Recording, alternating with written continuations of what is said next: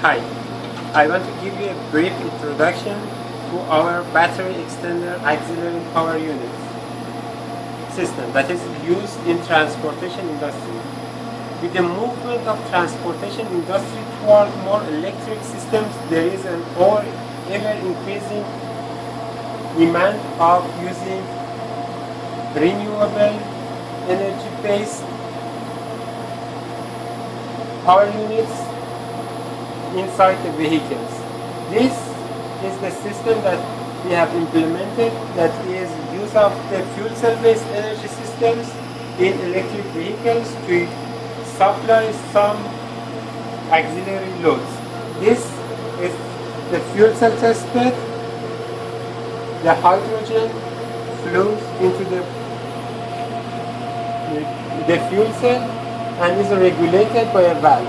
This is a 1 kilowatt proton exchange membrane fuel cell TMS320F28335 that we have used in this project. This is the control unit that controls and humidifies this fuel cell.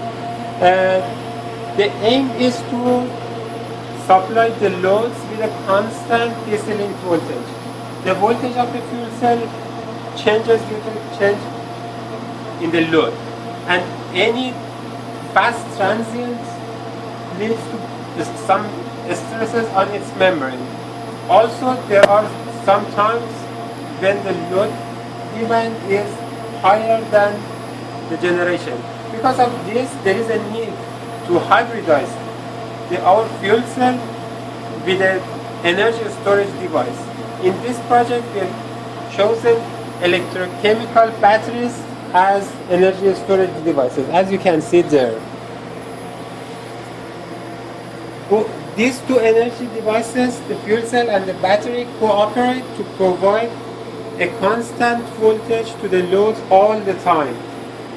The fuel cell is connected to the DC link through a step-up converter, and the battery is connected to the DC link through a bidirectional converter. And the battery supplies the load during the transient and makes it possible for us to have constant power from the fuel cell. Both converters, the step-up and bidirectional, are implemented on a single platform and power electronic module. And we have implemented different systems. Here is our DSP TI-28335. This is the driver board. This is our measurements and signal conditioning.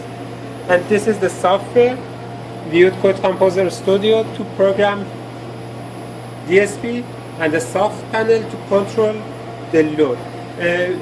We want to have a load profile and implement it and see the effect of the load changes and different load profiles and the performance of the system.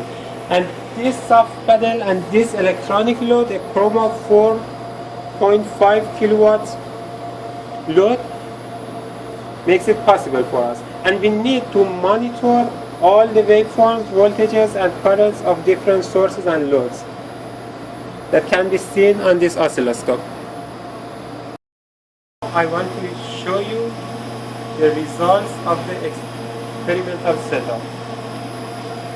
First of all, by pressing this button, I turn the fuel cell on.